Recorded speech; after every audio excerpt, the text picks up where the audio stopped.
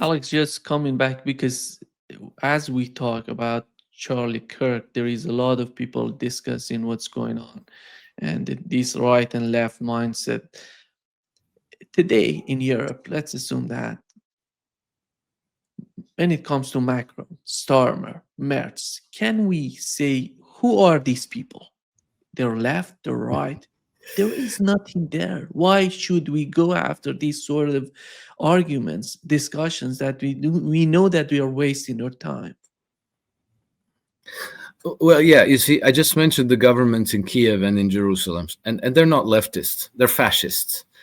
And then if you look at the governments in Berlin, in Paris, in London, they also are fascists. You have in Berlin, you have Friedrich Merz, who is the former CEO of BlackRock, Germany, right? And then you have in Paris, in the Élysée Palace, you have Emmanuel Macron, who is a former Rothschild banker. And then in Britain, you have Keir Starmer, who is not a former banker, but he is a lawyer. And then he's he's the minion of Tony Blair. Tony Blair is the great eminence, the eminence grise behind Starmer government and the man who actually pulls the strings. And Tony Blair is a fixture of the City of London, which is, the global banking cartel headquarters, right?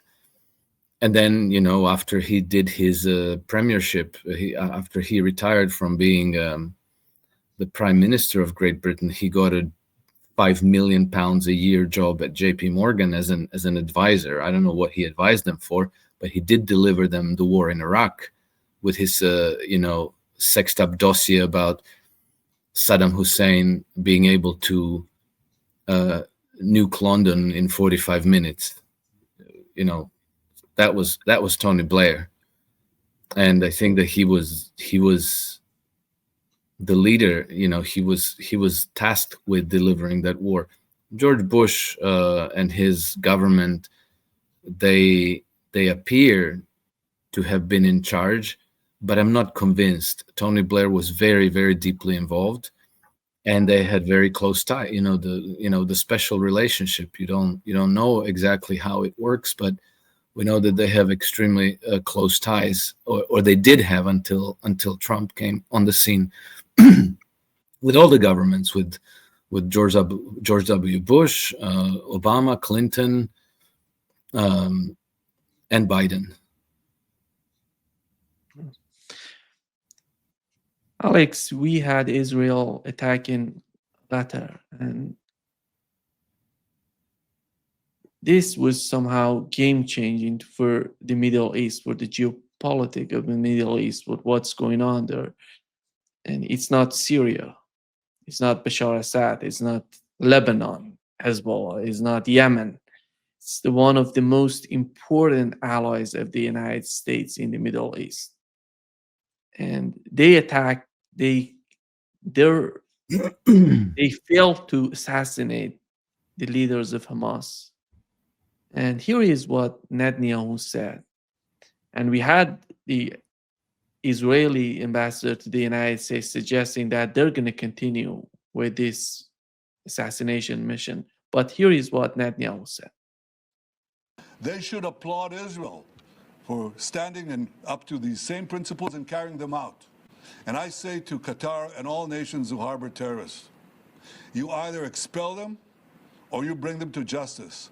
Because if you don't, we will. Yeah. It seems that they're not backing down. They're going to attack again and again until they can assassinate these people. What is, when it comes to attacking Qatar, and I think the gravity of what has happened is huge for the region. You're taking that. How can we understand that? How do you see the consequences of this sort of act for the United States, in my opinion, primarily? Well, first of all, thank you very much for having me listen to Benjamin Netanyahu. Nima, you always ambush me with something like that. But the man's hypocrisy is just absolutely off the charts, because Benjamin Netanyahu is the godfather of Hamas. He has in fact coordinated with Qatar for the funding, and he has pressured Qatar to continue funding Hamas, even when the Qataris were actually had cold feet and didn't want to continue funding Hamas. So now he's there fulminating against Qataris for harboring terrorists.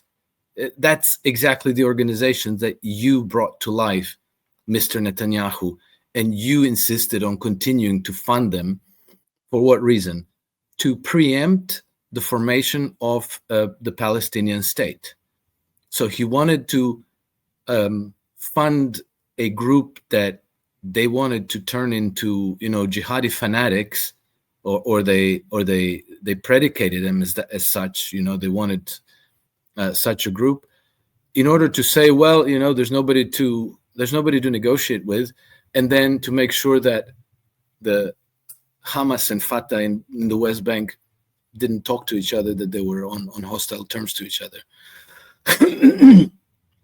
But regarding Qatar, one thing that is, for I don't know what reason exactly, is consistently overlooked in the Western mainstream media, is that Qatar is a very close friend and ally to the British foreign policy establishment and the British government.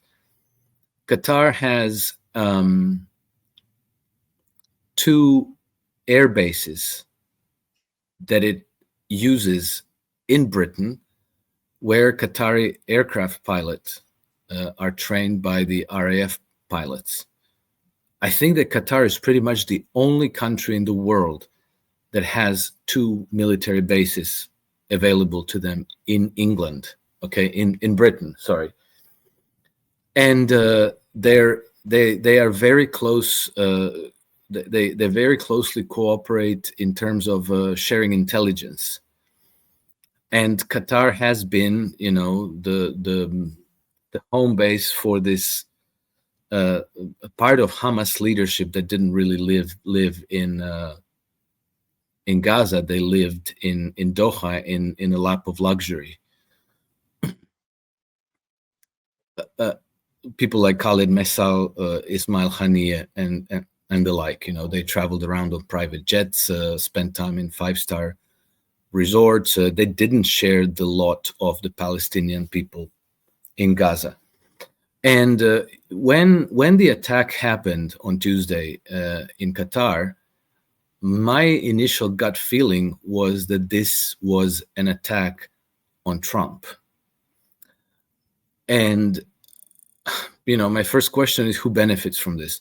And it's not Trump. As much as people like to hate Trump, this was potentially a fatal blow to Trump's credibility, because this was not the first time he fell into this trap.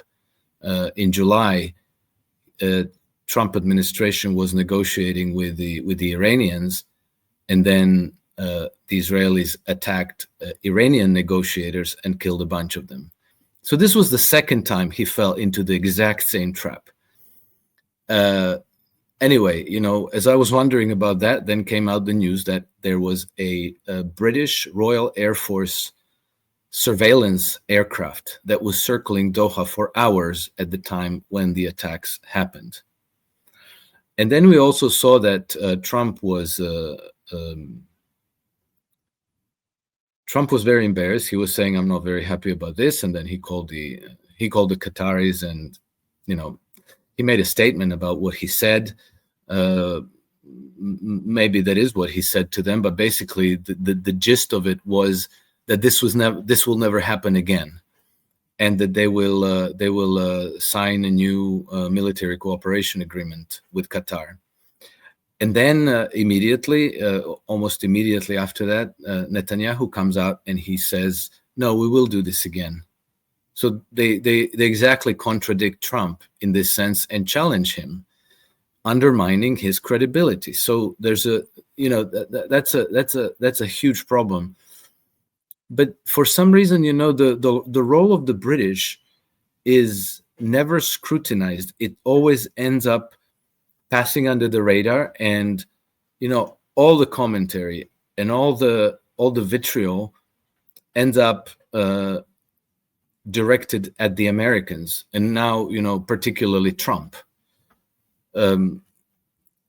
I think we need to look a lot closer at what the Brits are doing. It was their surveillance plane that was flying over Doha, in the very same way that British Royal Air Force surveillance plane fly over Gaza almost every day. And we know that they share intelligence with the IDF in real time. Presumably, they're providing them targeting intelligence so that the Israelis know where to drop the bombs. And so, to my mind, that could be exactly the same reason why the Royal Air Force plane was flying over Doha on Tuesday. So, people unloaded on Trump. In part, he deserved this because he didn't play this very well. But I think that the British role has to be scrutinized a lot more closely.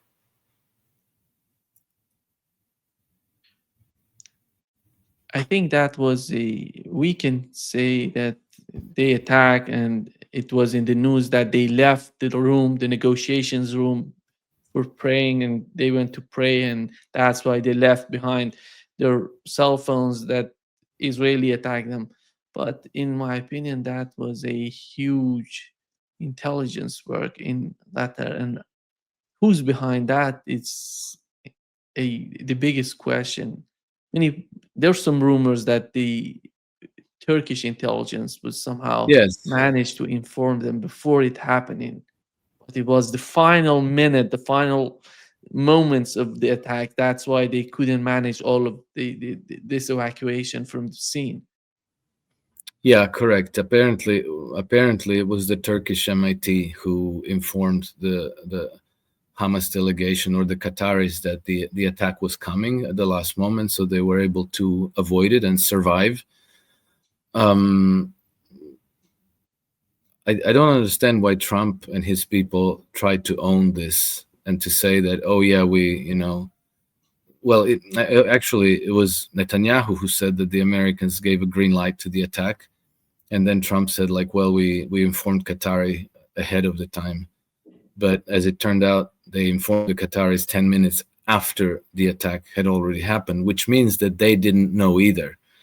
They were taken by surprise, meaning they got ambushed by, I presume, by the Israelis and the British. And it potentially destroys Trump's credibility, because who will now negotiate anything with the Americans, with his administration?